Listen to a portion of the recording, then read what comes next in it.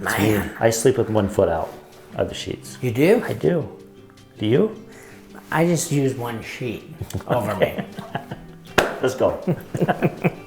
One thing that's cool is we've got heated floor. This feels so good on my feet. And then there's no curb going into the shower. You know, obviously that needs to be planned fairly early in the ball game just because this is a wood floor. So we actually have to recess the floor in so we can have a flat floor and then it taper into there.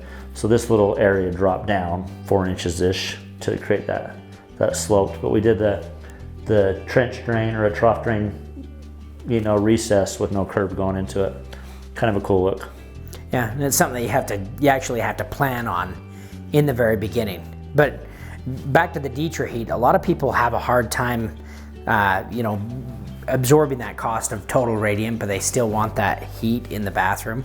And by doing it this way, it warms up everything. The countertops are warm, your toilet seat's warm, just a little thermostat there. There's timers on them, so you don't have to, you know, always have the energy wasted. It can turn on at certain times, you know, in the morning and the afternoons. This option's awesome for areas. So if you want to do, like most of the time we do them in a bathroom. We've done little areas in the kitchen in front of the sink, and we've done areas in the entry, you know, if people are kicking off their shoes and, you know, kind of those cold spots in the home.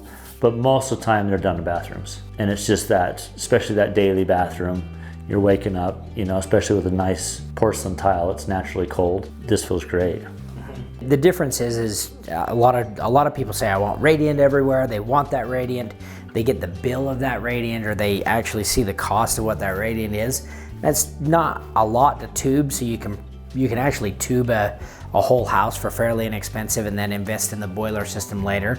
But that initial boiler system can be sticker shock. And there's an economy to scale too. Like at what size is this boiler efficient versus, you know, doing 2 boilers versus doing a snow melt system versus adding a pump. And so a lot of it comes down to economy to scale. But if you're wanting certain areas, there's not a practical way to do it in hydronic. You'd want to do it in an electric system.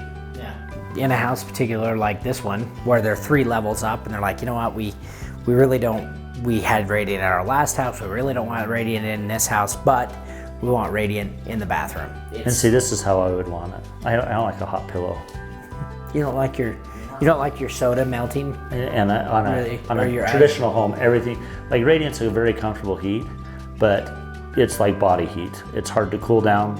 Once it's up to temperatures, it stays at temperature, which is great. So if you're opening doors and shutting doors, that home will maintain that body heat extremely well, but it's also miserable when you're trying to cool off.